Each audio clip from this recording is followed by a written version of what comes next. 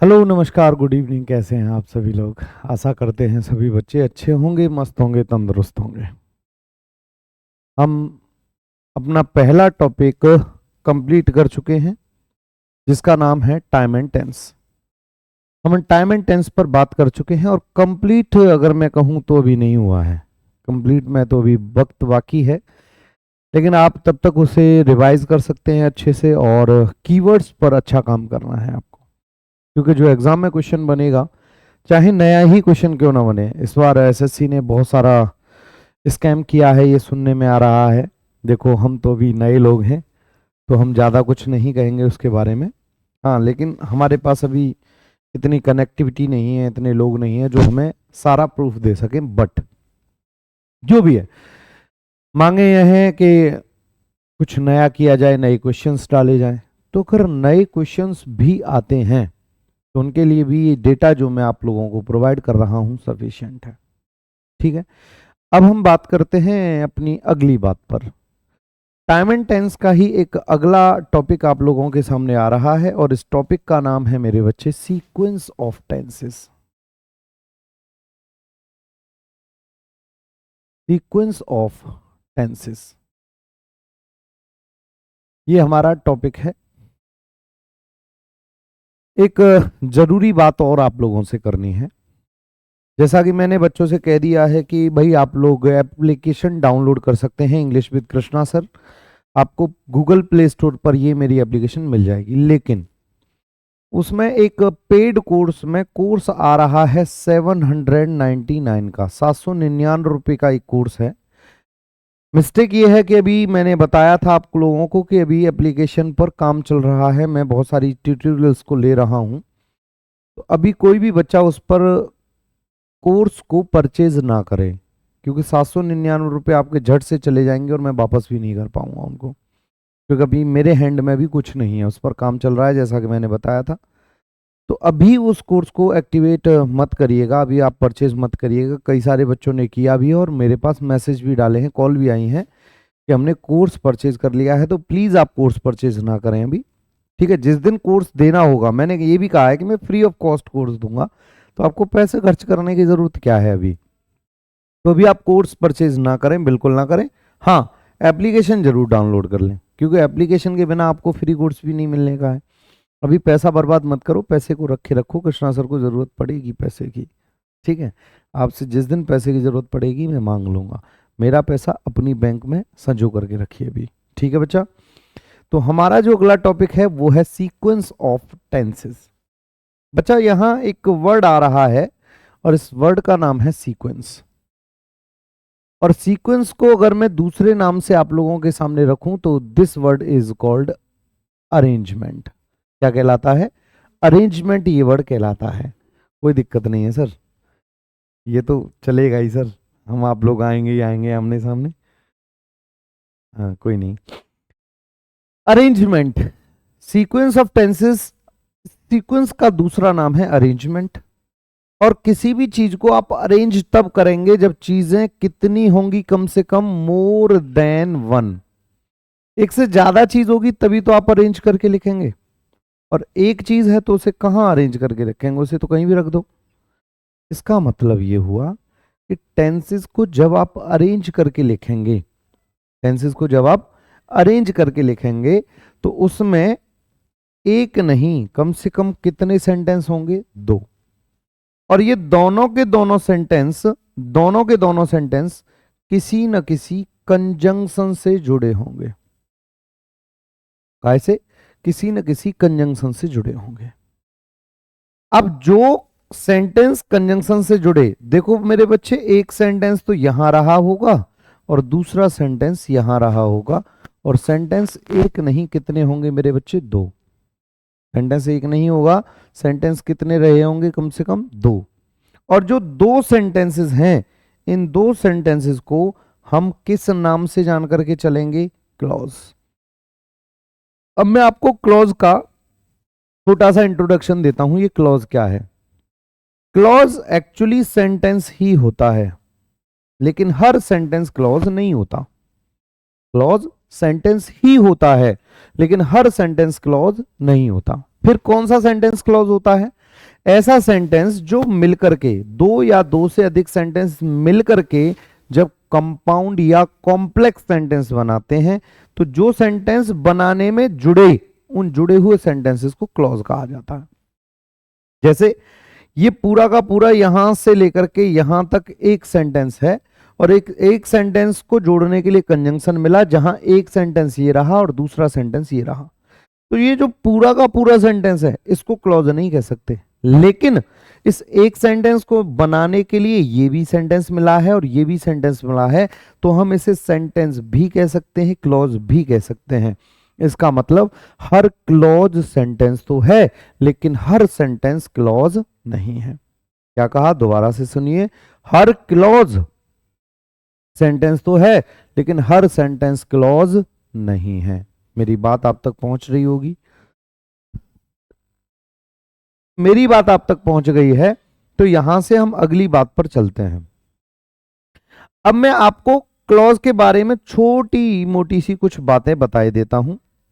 सबसे पहली बात, क्लॉज जो होते हैं मेनली तीन तरह के होते हैं, जिसमें पहला क्लॉज जो होता है वो प्रिंसिपल क्लॉज होता है। कौन सा? प्रिंसिपल क्लॉज होता है। पहला क्लॉज प्रिंसिपल क्लॉज। दूसरे क्लॉज की अगर मैं बात करता हूं, तो दूसरा क्लॉज सब ऑर्डिनेट क्लॉज होता है। कौन सा क्लॉज होता है? सब ऑर्डिनेट क्लॉज होता है। हाय। और तीसरा क्लॉज जो होता है वो कोऑर्डिनेट क्लॉज होता है। कौन सा होता है? तीसरा कोऑर्डिनेट क्लॉज होता है। तीन क्लॉज हुए, पहला प्रिंसिपल क्लॉज, दूसरा सबऑर्डिनेट क्लॉज, तीसरा कोऑर्डिनेट क्लॉज। अब ये जो प्रिंसिपल क्लॉज है ना बच्चा, प्रिंसिपल क्लॉज है ना, इसका एक और नाम है, और इसका नाम है इंडिपेंडेंट क्लॉज। कौन सा? Independent clause. पहला हो गया इंडिपेंडेंट क्लॉज। दूसरा क्लॉज जिसे आप एक और नाम से जानते हैं, डिपेंडेंट क्लॉज। कौन सा? Dependent clause. और तीसरा जो क्लॉज है, इसके बारे में बाद में चर्चा करेंगे, क्योंकि इसकी हमें अभी कोई जरूरत नहीं है। अब इसको हम इंडिपेंडेंट क्लॉज और इसको हम डिपेंडेंट क्लॉज क्यों कहते हैं? इसको इंडिपेंडेंट क्लॉज कहने का मतलब एक ऐसा सेंटेंस जिसको अपना मीनिंग कंप्लीट करने के लिए किसी सेंटेंस पर निर्भर ना होना पड़ा। ऑब्जेक्ट पर निर्भर होना पड़ सकता है, कॉम्प्लीमेंट पर निर्भर होना पड़ सकता है, लेकिन सेंटेंस पर निर्भर नहीं होना पड़ेगा। उसे बोलेंगे हम प्रिंसिपल क्लॉज। अब सबऑर्डिनेट क्लॉज क्या है बच्चा? सबऑर्डिनेट क्लॉज वो होता है जिसको अपना मीनिंग कंप्लीट करने के लिए किसी दूसरे सेंटेंस पर डिपेंड होना पड़े। क्या कहा मैंने? एक ऐसा सेंटेंस जिसे अपना मीनिंग कंप्लीट करने के लिए किसी दूसरे सेंटेंस पर डिपेंड होना पड़े, उसी को हम क्या कहते हैं मेरे भाई? उसी को हम कहते हैं डिपेंडेंट क्लॉज। फॉर एग्जाम्पल, मैं एक एग्जाम्पल लेता हूं। मैंने लिखा Rohit sad, Rohit said that I fought for you. I fought for you. मैंने यहां दो सेंटेंसेस लिखे हैं जिन्हें एक कनेक्टर यानी कि दैट से जोड़ दिया है। अब यहां मेरे पास दो क्लॉजेस हैं, पहला क्लॉज ये रहा, दूसरा क्लॉज ये रहा। ठीक है, पहला क्लॉज ये रहा, दूसरा क्लॉज ये रहा। दो क्लॉजेस मेरे पास हैं, पहला ये रहा, दूसरा यहां से एंड तक रहा। अब मेरे दोस्त, मैं क्या करूं कि अगर मैं यहां से इसको पूरे को हटा दूं, मैंने ये पूरा हटा दिया, तो रोहित सैड, रोहित ने कहा। ये बात समझ में आई होगी। अब क्या कहा, क्या की जरूरत पड़ रही है? तो वहां ऑब्जेक्ट की जरूरत है ना कि सेंटेंस की जरूरत है। इसका मतलब इसका कोई तो मीनिंग है जो पूरा हो रहा है। ऑब्जेक्ट लगा दो तो और पूरा हो जाएगा, लेकिन इसका मीनिंग हमें नॉनसेंस नहीं लग रहा। रोहित ने कहा, ठीक है, बात पूरी हो गई। जैसे मैंने कहा भाई तुम वहां जा रहे थे, तुमसे कहा, तुमसे किसने कहा? मैंने कहा जी रोहित ने कहा। इसका मतलब इसका कोई तो मीनिंग है। लेकिन अगर मैं यहीं से इस रोहित सैड को हटा दूं, तो दूसरा क्लॉज यही तो था, that I fought for you, कि मैं तुम्हारे लिए लड़ा। कि मैं तुम्हारे लिए लगा। अगर यहां दैट भी नहीं होता तो ये सही था, फिर तो ये सेंटेंस है, क्लॉज है ही नहीं। लेकिन अगर मैं यहां दैट लगा दूं तो ये तब तक अपनी मीनिंग कंप्लीट नहीं करता जब तक यहां ये ना लिखा हो, रोहित सैड। इसका मतलब अगर ये लिखा है तो ये रहा प्रिंसिपल क्लॉज, ये रहा सबऑर्डिनेट क्लॉज। मुझे उम्मीद है कि आपको इतनी बात समझ में आ गई होगी कि प्रिंसिपल क्लॉज क्या है और सबऑर्डिनेट क्लॉज क्या है, और इन्हीं दोनों क्लॉज पर इसकी पूरी की पूरी बात घूमने वाली है। इसकी पूरी की पूरी बात किस पर घूमने वाली है? सिर्फ इतनी ही बात पर घूमने वाली है। अब ध्यान से सुनिएगा अगली बात क्या है। मैं यहां आपके लिए कुछ एक बातें लिख रहा हूं। सबसे पहली बात मैंने लिखा यदि प्रिंसिपल क्लॉज, पीसी लिख दे रहा हूं मैं शॉर्ट में, आप समझ जाइएगा। यदि प्रिंसिपल क्लॉज प्रेजेंट या फ्यूचर टेंस में है, प्रेजेंट या फ्यूचर टेंस में है, तो सब ordinate clause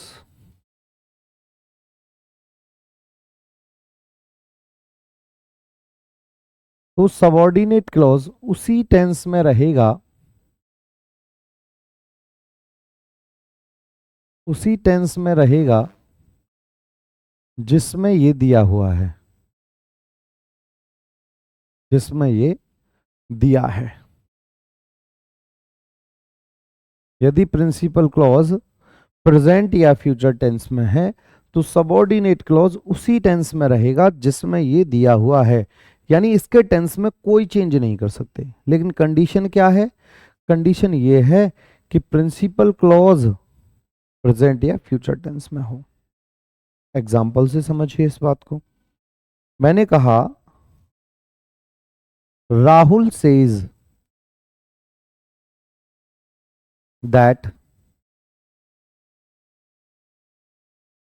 you have done well, और यहीं पर मैं दूसरा सेंटेंस लिखता हूं। मैंने क्या लिखा बेटा? Rahul says that, Rahul says that you had done well. मैंने दो सेंटेंस लिखे हैं आपके लिए। पहला sentence Rahul says that you have done well, Rahul says that you had done well. और इन दोनों में जो आपको चेंज नजर आ रहा होगा वो सिर्फ इतना नजर आ रहा होगा कि यहां पर हैव है और यहां पर हैड है, क्योंकि ये प्रेजेंट में है। और मैंने क्या कहा कि यदि प्रिंसिपल क्लॉज प्रेजेंट टेंस में है तो सबऑर्डिनेट क्लॉज उसी टेंस में रहेगा जिसमें ये दिया हुआ है। मेरी इतनी बात क्लियर है? अगर हां तो भैया ये पहली बात आपकी क्लियर हुई। ठीक है? अरे ठीक है ना? ठीक है। अब इसी बात को थोड़ा सा आगे बढ़ा लेते हैं, दूसरी बात पर पहुंचते हैं। दूसरी बात क्या कहती है? दूसरी बात कहती है कि यदि प्रिंसिपल क्लॉज, फिर से मैं पीसी लिख रहा हूं, यदि प्रिंसिपल क्लॉज पास्ट टेंस में है, काय में है? पास्ट टेंस में है, तो सबऑर्डिनेट क्लॉज भी पास्ट टेंस में ही रहेगा, में ही होगा। यदि प्रिंसिपल क्लॉज पास्ट टेंस में है तो सबऑर्डिनेट क्लॉज भी पास्ट टेंस में ही होगा। एग्जाम्पल समझो इसके। मैंने कहा मोहन सैड दैट, मैं थोड़ी सी बात और जोड़ना चाहूंगा इसमें। यदि सबऑर्डिनेट क्लॉज कोई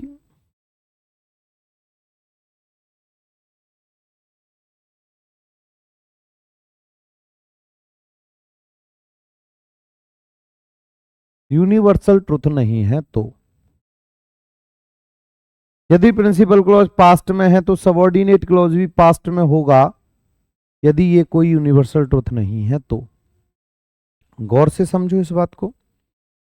मैं जैसे क्वेश्चन अभी लिखता हूं, मैंने क्वेश्चन में लिखा he said that you are brave. You are brave. Sentence को गौर से समझिए कि भैया जी ये पास्ट है या नहीं है, तो ये प्रेजेंट क्यों, ये भी पास्ट होना चाहिए, यहां से आर हटा करके यू वर करना पड़ेगा। लेकिन आप कहोगे सर ये यूनिवर्सल ट्रुथ क्यों नहीं है, तो मैं आपको थोड़ी सी बात बता देता हूं कि यूनिवर्सल ट्रुथ में आता क्या क्या है। सबसे पहली बात, यूनिवर्सल ट्रुथ वो है जिसमें नेचुरल फैक्ट्स हैं। जिसमें क्या है, नेचुरल फैक्ट्स हैं। यूनिवर्सल ट्रुथ वो है जिसमें ज्योग्राफिकल फैक्ट्स हैं। कौन से, ज्योग्राफिकल फैक्ट्स हैं। नेचुरल यूनिवर्सल ट्रुथ वो है जिसमें साइंटिफिक फैक्ट्स हैं। कौन से, या फिर मैथमेटिकल फैक्ट्स हैं। और जब भी यूनिवर्सल ट्रुथ आता है तो बनने वाला सेंटेंस हमेशा सिंपल प्रेजेंट टेंस में बनता है। कौन से टेंस में, सिंपल प्रेजेंट टेंस में बनता है। अब यू आर ब्रेव, तुम बहादुर हो, क्या ये साइंटिफिक फैक्ट है? तुम बहादुर हो, क्या ये मैथमेटिकल फैक्ट है? तुम बहादुर हो, क्या ये नेचुरल फैक्ट है? नहीं है। जब नहीं है तो इसका मतलब ये हुआ मेरे दोस्त कि ये भी पास्ट में होना चाहिए था, इसीलिए हमने आर को हटा के वर्क किया। जैसे मैं यहां एक और क्वेश्चन लिखता हूं। मैंने एक और क्वेश्चन में लिखा, Rohan said that I will go there। आप कहोगे हमारी गलती समझ में आ गई सर, क्या समझ में आया? यहां आपको बात समझ में आनी चाहिए कि जब ये पास्ट है तो ये भी पास्ट होना चाहिए, और विल का पास्ट क्या हो जाएगा दोस्त, वुड। विल का पास्ट क्या हो जाएगा, वुड हो जाएगा। अब मैं यहीं पर एक बात और जोड़ता हूं। मैं अगर यहीं पर एक प्यारा सेंटेंस और लिखूं, my teacher said. My teacher said, क्या कहा टीचर ने, दैट द फायर या फायर बर्न्ड, आग जली। आपने एक मूवी देखी होगी, आई थिंक शत्रुघ्न सिन्हा की मूवी थी, उसमें उन्होंने एक डायलॉग दिया था कि जली को आग कहते हैं, बुझी को राख कहते हैं। जो चले उसी को तो आग कहते हैं, और आग तो जलती है। आग जलती है तो ये तो यूनिवर्सल ट्रुथ हुआ, और यूनिवर्सल ट्रुथ बनता है सिंपल प्रेजेंट टेंस में। और सिंपल प्रेजेंट कहने का मतलब जब एक्शन आए तो प्रेजेंट इंडेफिनिट, और एग्जाम ने इसको दे रखा है बर्न्ड बना करके। तो हमें यहां पर क्या करना होगा, इसको सिंपल प्रेजेंट टेंस में लिखना होगा। तो हम यहां क्या लिख देंगे, फायर बर्न्स। जब यूनिवर्सल ट्रुथ होगा तो सिंपल प्रेजेंट टेंस बनेगा, न कि कोई और टेंस बनेगा। आई थिंक मुझे इतनी बात समझ में आ रही होगी। अब इसी का एक टॉपिक और रह जाता है, जस्ट अ मिनट बेटा।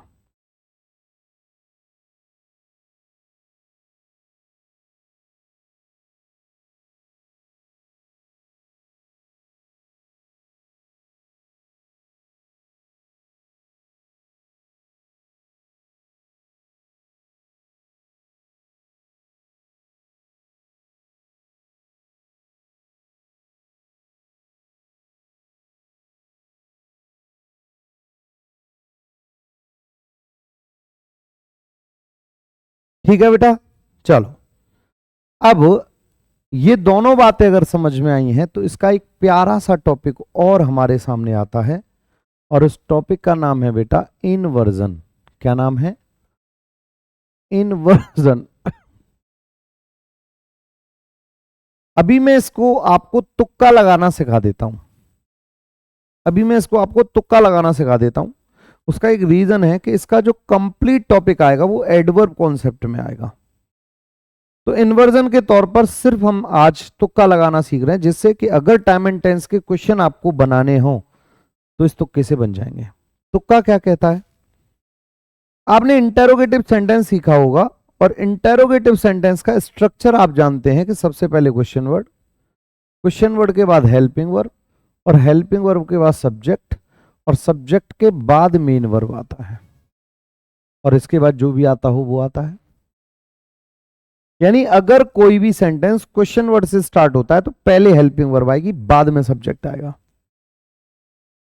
अब इसका एक रीजन बता देता हूं, क्योंकि ये क्वेश्चन वर्ड एडवर्ब का फंक्शन कर रहा होता है। थोड़ा हिंट दे देता हूं।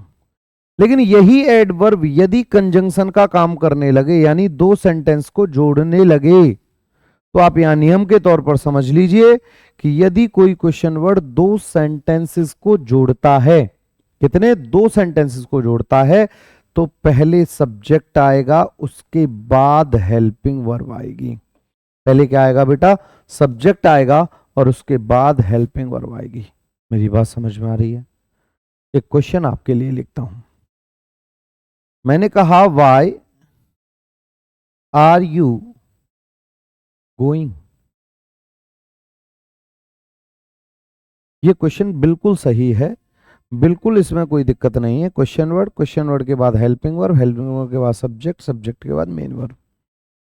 लेकिन अगर यही क्वेश्चन मैंने ये लिखा होता, शी आस्क्ड, उसने पूछा,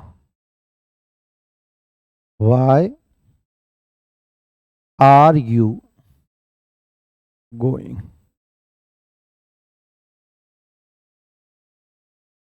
तो मेरे बच्चे यहां ये वाई क्वेश्चन वर्ड यानी कि एडवर्ब का फंक्शन कर रहा है, लेकिन इन दो सेंटेंस को जोड़ने पर ये कंजंक्शन का फंक्शन कर रहा है। और अगर ये कंजंक्शन का फंक्शन कर रहा है तो पहले आएगा सब्जेक्ट, बाद में आएगी हेल्पिंग वर्ब। इसका मतलब सर, इसका मतलब यहां यू आर होना चाहिए, यानी यू पहले आना चाहिए, आर बाद में। लेकिन आर क्यों आएगा सर? रुको जरा, सब्र करो। आप कह रहे हैं कि यदि प्रिंसिपल क्लॉज पास्ट में हो तो सबऑर्डिनेट क्लॉज भी पास्ट में होगा। ये तो प्रेजेंट में है तो इसको बाद में तो लिखो, लेकिन पास्ट बना के लिखो। आप यहां पर क्या कह दोगे? यहां पर सर वर लगा दोगे। ठीक है मेरे प्यारे बच्चे, मैं एक क्वेश्चन और आपको समझाता हूं इसी सेम कॉन्सेप्ट पर। मैंने कहा आई आस्क्ड, क्या कहा मैंने लिखा I asked where have you gone. Where have you gone, principal clause अगर पास्ट में है तो सबऑर्डिनेट क्लॉज भी पास्ट में ही होगा। लेकिन सर यहां दो कॉन्सेप्ट लग रहे हैं कि सर इसको पास्ट तो कर दो, हेड तो कर दो, हमें कोई एतराज नहीं है। लेकिन जब क्वेश्चन वर्ड बीच में आता है तो हेल्पिंग वर्ब बाद में, सब्जेक्ट पहले लगा होता है। मैंने कहा बिल्कुल सही कहा आपने, सही पकड़े हैं। मैंने यहां लिख दिया I asked where you had gone, you had gone. तो मुझे उम्मीद है कि आपको ये टॉपिक समझ में आ गया होगा। अब अगली बात करते हैं। अगली बात क्या करते हैं कि एक होमवर्क के तौर पर एक क्वेश्चन आपको लपेटे देते हैं, जिसका जवाब आपको कमेंट बॉक्स में देना ही देना है। ठीक है मेरे बच्चे, क्वेश्चन क्या है? क्वेश्चन है, निब्बी ने पूछा, she asked, why do you not help me. तुम मेरी मदद क्यों नहीं करते हो? इसका जवाब आपको कमेंट बॉक्स में देना है। क्या में देना है बेटा? कमेंट बॉक्स में देना है। I am waiting for your answers. As soon as you watch my video you have to answer my question. आपको जवाब देना है, जल्द ही देना है। मैं उम्मीद करता हूं कि आप सभी प्यारे बच्चे मेरे क्वेश्चन का जवाब देंगे। एक बार फिर से मेरी उसी बात को सुन लीजिए। जो बच्चे एप्लीकेशन डाउनलोड कर रहे हैं, अब भी कोई भी बच्चा बैच परचेज नहीं करेगा, क्योंकि पैसा मेरे अकाउंट में नहीं आ रहा जो मैं वापस कर दूंगा। समझ में आ गई बात? अभी एक दो दिन में ही मैं बात कर रहा हूं, आज बात की थी तो उन्होंने कल का टाइम मुझे दिया है बात करने का, तो मैं उनसे बात कर लूं, पहले फाइनलाइज कर लूं। और वैसे भी मैंने कहा था पहला ग्रामर का कोर्स तो मैं आपको फ्री ऑफ कॉस्ट देने वाला हूं, तो पैसा क्यों खर्च करने। ठीक है, और उसमें कोर्स 799 का है मेरे भाई, बहुत होते हैं 799 रुपये। मतलब माला माल हो जाऊंगा भाई, मैं हवा में उड़ने लगूंगा अभी से, इतना पैसे वाला कर दोगे तुम। 3-4 बच्चों ने कोर्स खरीद लिया, मेरे पास मैसेज कर रहे हैं कि सर हमारा कोर्स एक्टिवेट नहीं हुआ। हो कहाँ से जाएगा भाई, अभी नहीं होगा, रुको जरा सब्र करो, रुको अभी नहीं करना। और इतना कोर्स महंगा नहीं देता मैं भाई, बहुत सस्ता कोर्स बेचता हूँ मैं। और अभी तो मैं बेच भी नहीं रहा, फ्री में बांट रहा हूँ। बस आप क्या कर लो, एप्लीकेशन डाउनलोड कर लो, English with Krishna sir. Google Play Store पर मिल जाएगी, फटाफट से जाइए डाउनलोड कर लीजिए, ठीक है। तो मिलते हैं आपसे अगली वीडियो में, तब तक के लिए नमस्कार, जय हिंद।